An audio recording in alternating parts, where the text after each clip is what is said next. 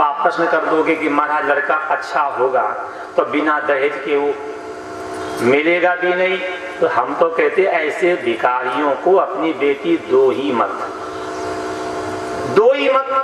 अरे कोई लड़का संस्कारित है और परिश्रम से कमाएगा और नमक रोटी खाएगा, उससे शांति आ जाएगी। तो क्यों आप एसी वाला घर देखते हो, क्यों एसी वाला घर देखते हो? ऐसा कोई लड़का सात्विक देखो, ताकि जीवन का उद्देश्य ईश्वर की प्राप्ति होना चाहिए। जीवन का उद्देश्य ईश्वर को भुलाने का नहीं होना चाहिए। तो ये बातें थोड़ी आपको पचेंगी नहीं, क्योंकि आप भी आदमी जमाने के हो, है कि नहीं? हम तो कह देते हैं, लेकिन ये बातें थोड़ा आपको भले पचा, लेकिन आपकी बेटियों को नहीं पचेगी, है कि नहीं? उनके तो अलग, है कि नहीं? बड़े घरों की लाडली सत्संग में न जाए, मर मर के कुटिया बने, घर घर डंडा खाए, है कि नहीं? उनको कथा भागवत पर लगेगा नहीं। अभी डांस हो रहा हो तो सब इकट्ठे हो जाएंगे। तो बड़े घरों की लाडली सत्संग में न जाए और मर मर के कुटिया बने, घर घर डंडा खाए। दशा वही है। आपके यहाँ तो गरीमत भी है। हमने तो शहरों में कथाएं करी है खूब, 4-4 घंटे मेकअप होगा, लेकिन कथा में आने के लिए हाथ पैर कांपते हैं। अपना अपना विषय है, लेकिन कोई बात नहीं। उनका उद्देश्य ईश्वर प्राप्ति का नहीं, उनका उद्देश्य है संसार में मौज मस्ती करो, मर करके नरक में पहुंच जाओ। ठीक नारायण। इसके बाद करदम देवती ने उपासना की है। उपासना कर करके ईश्वर को प्रसन्न किया है, और जब ईश्वर प्रसन्न हुआ तो इनके सामने प्रकट हुआ। प्रकट होकर के का वरदान मांगो। करदम जी ने कहा, महाराज आपके दर्शन कर करके हमारी सारी मनोकामनाएं पूर्ण हो गई, हमें अब किसी चीज की आवश्यकता ही नहीं। माता जी से कहा आप मांगो। माता जी ने कहा प्रभु हमें आप जैसा पुत्र चाहिए। भगवान ने कहा माता जी हम जैसा पुत्र तो सृष्टि में है ही नहीं। क्यों? बोले मैं तो अयोनिज हूं, अजन्मा हूं, अद्वितीय हूं। ईश्वर अद्वितीय है और ईश्वर की सृष्टि भी अद्वितीय है। अच्छा, अपने विश्व की आबादी कितनी है? 7-7.25 अरब है। एक सकल का एक व्यक्ति है क्या? है कोई? अच्छा छोड़ दो। कोई एक वृक्ष की डाली तोड़ लाओ, उसमें 100 पत्ते होंगे, तो सारे पत्ते एक से होंगे या अलग अलग होंगे? और छोड़ दो।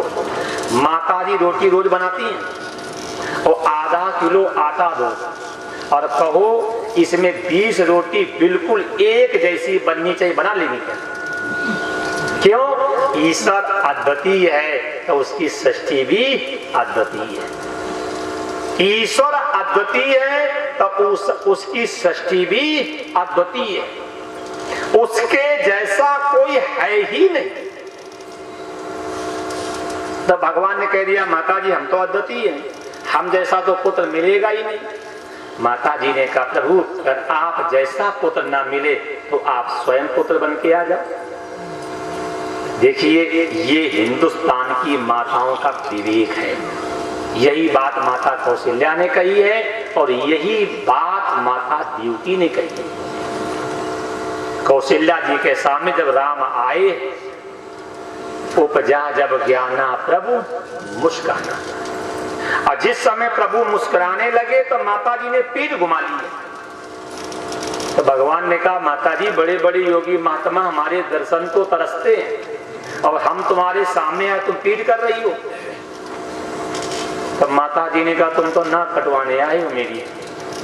तो भगवान ने कहा माता जी हमने तो नाक किसी कटवाई नहीं। बोले आप आए हो? बोले क्यों? बोले सब माताओं के बच्चे पैदा होते तो रोते हैं, तुम तो रो नहीं रहे, हंस रहे हो। तो क्या करें? बोले रो। सुन बचन सुजाना रोदन आना। देखो तो माता कौशल्या ने ईश्वर से कहा रो, आज जब रोगे तब तुम्हें हम अपनाएंगे और हंसोगे तो हम तुम्हें नहीं अपनाएंगे। क्यों? हिंदुस्तान की प्रत्येक माँ के पुत्र पैदा होते रोता है? कहां तब तुम भी रो, तब तो तुम्हें अपनाए। ये कथाएं शिक्षा देती हैं कि माता कौशल्या ने, माता देवकी ने, माता रेणुका ने कौन से अच्छे कर्म किए थे, इनके घर में ऐसे विलक्षण पुत्र पैदा हुए। हम भी ऐसे कर्म करें जो हमारे घर में भी ऐसे संस्कारित बच्चे पैदा। माता जी ने कहा प्रभु अगर आप जैसा पुत्र ना हो तो आप ही पुत्र बन के आ जाओ। भगवान ने तथास्तु कह दिया है, अदृश्य हुए हैं। इसके बाद भगवान घर में कपिल के रूप में आते हैं और जैसे कपिल रूप में भगवान घर में प्रकट हुए तो पिताजी सन्यास लेके चले गए। बताओ, घर में भगवान पुत्र बन के आ रहे हैं, अब पिताजी सन्यासी बनने जा रहे हैं। अब यहाँ तो नाती होने के बाद भी सन्यास लेने की इच्छा नहीं होती है। अब तो बाबा दादी ने नाती पालने का भी बीमा कराया है और कह देंगे हम नहीं होंगे तो ये पलेगा कैसे। अच्छा तुमने 4 पाल दिए और तुम्हारी बहू से एक नहीं पल रहा है? तुमने 4 बच्चे पाल दिए और तुम्हारी बहू से एक नहीं पल रहा बाणासुर।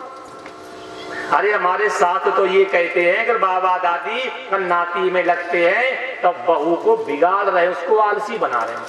अच्छा आप बताओ, जब आपने 4 बच्चे किए थे तो गेहूं हाथ से पीसती थी, धान हाथ से कूटती थी, कपड़े हाथ से धोती थी, झाड़ू पोंछा हाथ से करती थी और तुमने 4 बच्चे पाल दिए।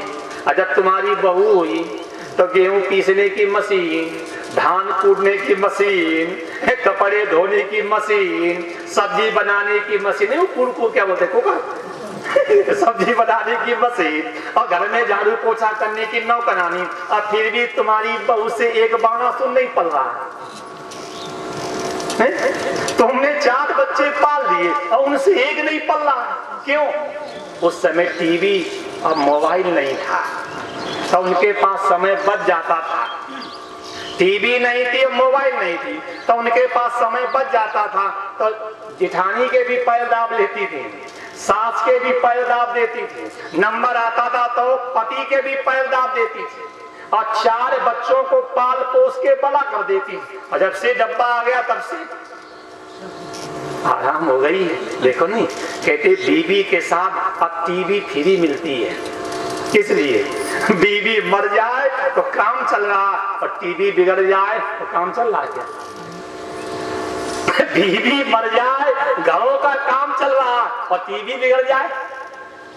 वो बीवी के साथ टीवी इसलिए देते हैं कि बीवी मर जाए तो रोना मत, टीवी देख करके अपना काम चला लेना। इसलिए बीवी के साथ टीवी फ्री है। अब आगे नियम बोलेंगे, आप कहोगे पंडित जी कथा छोड़ गए। कहने का मेरा आशय कुछ दूसरा है कि घर में भगवान पुत्र बन के आ रहे हैं और पिताजी जंगल में सन्यास लेने जा रहे हैं। कहने का आशय है जीवन का उद्देश्य जो है परमात्मा की प्राप्ति।